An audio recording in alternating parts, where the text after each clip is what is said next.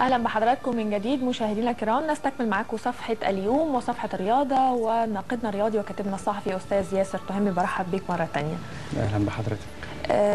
عايزه اتكلم في موضوع الالتراس واقتحام مقر النادي الاهلي النهارده. مش عايزه اتكلم فيه يعني كونه حدث ونكبر الامور، ويعني عايزه اتكلم ان في مطالب في ظل انه الحوار مقطوع حتى الان.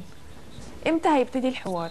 امتى هنلاقي حل لاقتحامات متتاليه للالتراس ومفيش حد بيحتوي الازمه دي حتى الان؟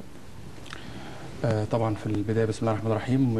يمكن بس انا بفكر حضرتك والساده المشاهدين اللي انا كان من فتره موجود برضو هنا في النيل الرياضه، وقبل كده برضو في الفضائيه والكلام ده، وقلت ايام قبل مباراه الاهلي والمصري ببورسعيد، قلت يا جماعه الدوري يستأنف زي تونس بدون جمهور، لان وجود الجمهور في مباريات الكوره خاصه في مباريات الدوري هيعمل مشكله كبيره جدا، وده اللي حصل. وكان موجود لسه كابتن سمير زاهر كان موجود على رأس اتحاد القرى او اتحاد الجبلية زي ما بنقول، وما يعني عايز اقول اللي هو سمع الكلام وما تنفذش. مشكله كبيره جدا، مش هقول اهل الثقه واهل الخبره، لان دي موجوده للاسف. مشكله كبيره جدا بتهدد التقدم والنهضه في مصر في اي حاجه. ايوه. كان المفترض الكابتن سمير زاهر يسمعني ويسالني او كده، او يحصل اتصال وانا اقصد ايه بالكلام دون، لكن يبدو اللي هو برضه الناس تقول اللي هي عايزه تقول وتقترح ومحدش بيستفيد غير من لا، الناس. واللي على الكرسي يعمل اللي هو عايزه بالظبط كده، وهي دي بقى الكارثه، يعني هي دي مشكله المشاكل. ان كل واحد في منصب معين المفروض اللي هو يقترح. انا في مجال شغل على سبيل المثال وليس الحصر، انا بقى واحد محرر او صحفي صغير بيقول لي فكره موضوع انا بستفيد منها جدا. فده تواصل الاجيال، ودي حاجه مهمه جدا. موضوع الالتراس موضوع تراكمي، يعني انا قلت برضو ان حذرت وقلت يا جماعه الارم الالتراس ده هيهدد مش كرة القدم بس، ده اللعبة كلها.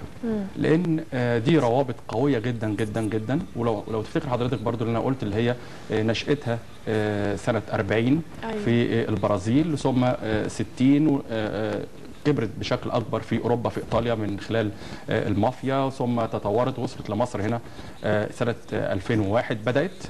اللي هو بس كانت صحوتها في 2007. كانت الصحوه في 2007، وكانت اللي هي الوايت نايتس اللي هو الزمالك بدا 2007 كان في يناير، والاهلي بعديه ب6 شهور اللي هو ريد ديفلز اللي هي المسميات. بغض النظر مين ابتدى الاول. لا، ما انا ما بقولش مين. هو مش سباق، بس انا اقصد ان اللي هو التسلسل التاريخي لبدءه. لكن هو في 2001 كان في تونس في الترجي والنجم الساحلي والصفاقسي، ده بدا في تونس بالنسبه للالتراس.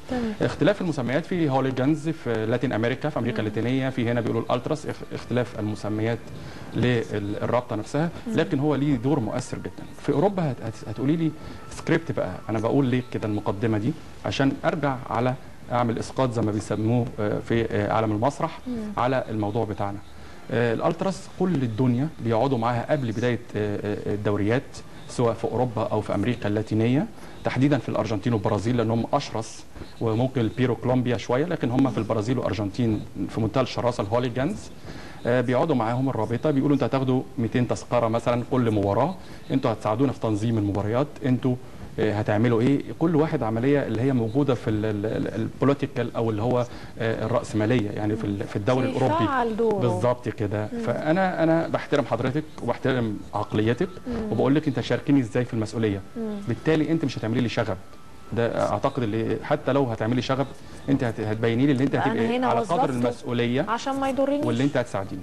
هو ده بقى، هو ده الشغل، هو ده الناس الاحتراف، دي المهنيه اللي احنا بنتكلم عنها، اللي هي غايبه كتير قوي قوي قوي عن حاجات كتيره في مصر. ايوه. الروابط دي ممكن نسخرها زي ما بنقول، او يعني بلاش نسخرها، ممكن اقول مثلا اكسبريشن احسن، ممكن نستفيد منها في اداره شؤون اللعبه خاصه كره القدم، ونقدر بالتالي اللي احنا هم عايزين ايه، تعالوا اقعدوا على مائده المفاوضات زي ما بنقول. صح. انتوا عايزين ايه؟ عايزين حق الشهداء، خلاص احنا هنعمل كذا، تعويض هيبقى مبدئي 100,000 جنيه، هنبدا النادي الاهلي يرفع يعمل بلاغ جديد للنائب العام او للمحكمه، يا جماعه حق الناس دي عايزين يطالب بسرعه الاجراءات، ممكن يتحول للقضاء المستعجل. يعني الكلام بسيط جدا وفي ايدينا، بس الناس ما بتفكرش. يعني كلام سهل جدا وبسيط والدنيا هتستريح. النهارده النادي الاهلي ابتدى خطوه ان هو كان في امن، عكس ما كل الناس كانت بتقول من خلال الفضائيات انه ما فيش حد كان موجود في مقر النادي الاهلي مدينه نصر، وازاي ده يحصل وازاي ما فيش حد بيأمن اللعيبه. لا، كان في امن فعلا متواجد، وده حسب تصريحات يعني احد المسؤولين في الداخليه انه كان في، بس اداره النادي الاهلي طلبت منهم ان هم ما يتدخلوش لان هم بيحاولوا يحلوا الموضوع وديا.